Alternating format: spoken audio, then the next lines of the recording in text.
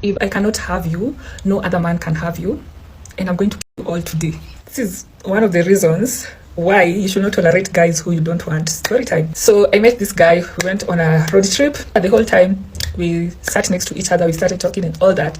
So when we came back from when we're now going home, he asked for my number and I gave him. So for context, this guy was a bit short than I am.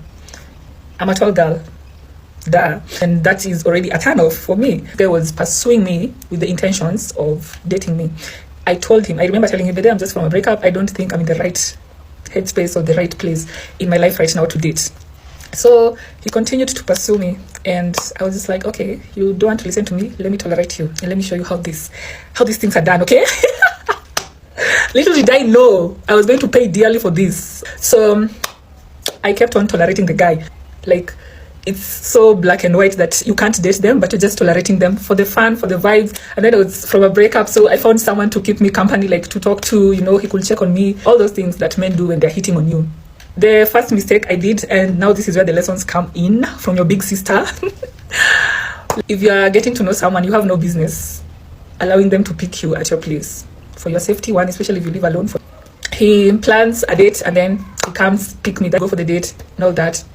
Drives me back home, and yeah, that went on for a while. It gave him hopes because I accepted his dates, and I used to respond to his messages and all that too. I could accept his gifts here and there. I was there for the vibes. I was just like, okay, you want to roll? Let us roll. Let us cruise nicely. And I've told this guy I'm not ready to date, but he's still pursuing me. So what do? I go with the flow. Mistake number 2. And that gave him the notion that I'm into him and I'm just playing hard to get. So it reached a time where he noticed, and I used to give him so many excuses. I remember there's a time he told me, like, you never call me. If I don't call you, don't call me. If I don't text you, don't text me. And I was like, isn't that enough sign that I don't want this thing? He got tired at some point, and then we stopped talking. Remember the trip where we met? We had some mutuals. Okay, the people who organized the trip knew each other. So one of them was my friend, and then one of them was his friend. Let me call this guy Mr. V. When I stopped talking to Mr. V, remember the other 2 mutuals were still in contact. So it was a weekend, and I was visiting my friend, and then my friend is like, by the way, so it's coming over. Okay, my friend, let's name her B for beautiful. So my friend Beautiful, her friend, let's call her friend E for energy. So, and then B is like, by the way, E is coming over, and I don't know if he will come with Mr. V. Remember, we have not been talking with Mr. V, but my friend B and E, they knew that Mr. V was pursuing me. You know the way friend vibes are, drinks, food, just chilling. And lo and behold, E came with, I don't know if it was a coincidence or they planned this whole thing. Remember, Mr. V was trying to pursue me for a relationship, and things didn't work out. We stopped talking. Anywho, so when Mr. V came, I think he saw me and he was just like, maybe I can try and rekindle whatever I had started with this girl. Now, we ate, drank, and then we stepped out. We were like, let's go to the club. Let's go to the club. Remember, we started drinking at home. So the time we are getting to the club, Mr. V is a bit high. Oh, now this is where the story begins. During this whole time, Mr. V had started now to talk to me in a way that suggests like he still wants to continue pursuing me, or let's put whatever happened in the past and let's now just start afresh, and like things like that. I don't know. That is how I felt. Like he was trying to rekindle the pursuing that he had started.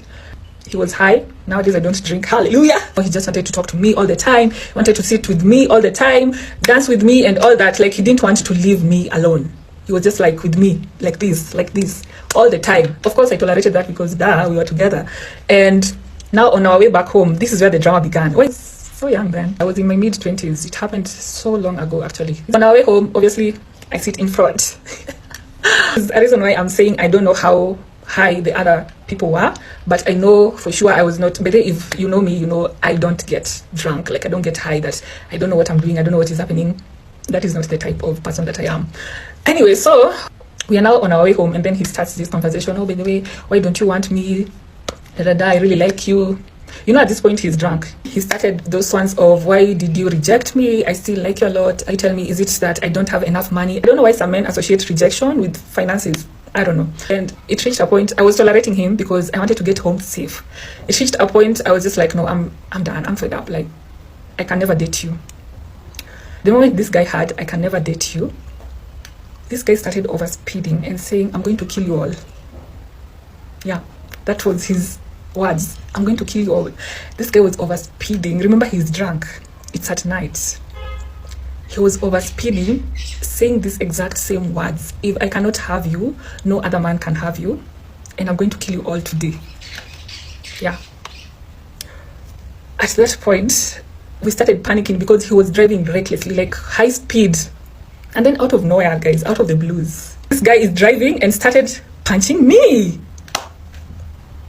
Yeah, that has never happened to me. He was the first and only guy that has ever laid hands on me. I'm even feeling bad saying those words out loud, but it's something that I kind of healed. Remember, my friend is at the back with the other guy, and okay, I don't want to say they were drunk, but yeah, they saw what was happening and they did nothing. I've never recovered from that, actually. I have never recovered from that. And after that, I asked my friend, by the way, why didn't you? Okay, my friend helped me, but we'll get to that point. Anyway, so this kid's driving. He has already said, if I cannot have you, no one else will have you, and I'm going to kill you all today in this car. He's throwing blows with one hand, and he's driving with the other hand. It reached a point where he stopped the car, got outside of the car. Whew, even telling this out loud, I'm still traumatized. Got out of the car. I think he was having that thing of, oh, I've spent so much on you and now you're rejecting me, something of sort. I don't know, but got out of the car. My friend is still at the back seat with the other guy. They're just seated there, looking at the whole thing like they're in another world. Anyhow, he gets out of the car, removes his belt, opens the door. Remember, I was seated at the front seat. Yo, guys, start whipping me with the belt. Yeah, with the belt. Now there's a commotion. My friend and the other guy, they're still seated at the back seat. My friend told me she was drunk. I don't want to get into that, but anywho, so this guy is beating me up. He has opened the door. He has caused a commotion. You know, I can't fight a man. I cannot. I'm seated there. I cannot get out because he's standing there at the door, whipping me, simply because I said I can't date him, remember? Remember, we had not spoken for like 3 months, remember? So there were people who were passers-by, I think they were also coming from a night out or something. They're the ones who saved me. And they saw what was happening, and there were a group of 4 people. I don't really, were they 4? 1 lady and 2 gentlemen. So the gentlemen came, they were also drunk, but they saw what was happening. They came, and thank God, oh my God, that is also what really always gives me some hope, because thank God he was given a beating. Like, this guy beat.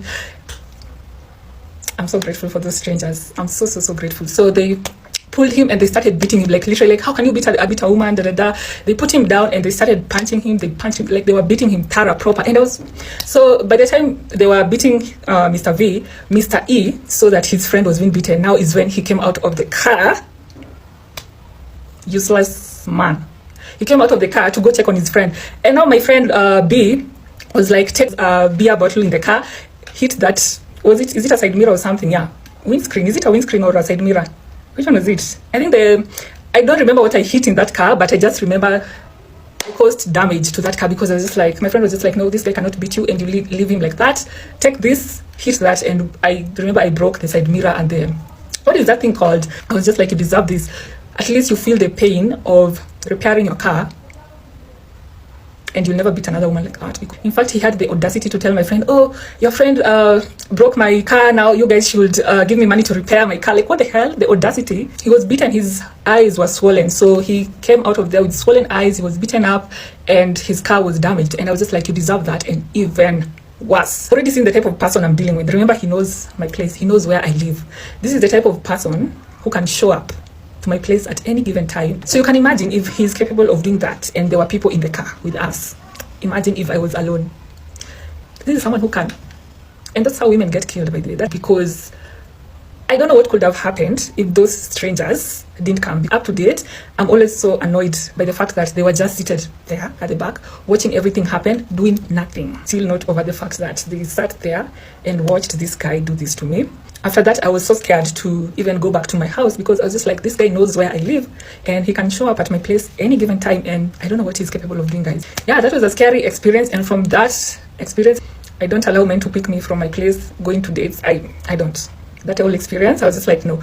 Because I was so scared, I had even to hate houses because of that, because I was so scared. Do not tolerate guys who you don't want to date. Do not. Because I was taking advantage, because I was just like, okay, let me move with the flow. Like, yeah, that's basically it. So yeah, that's it. That's my story.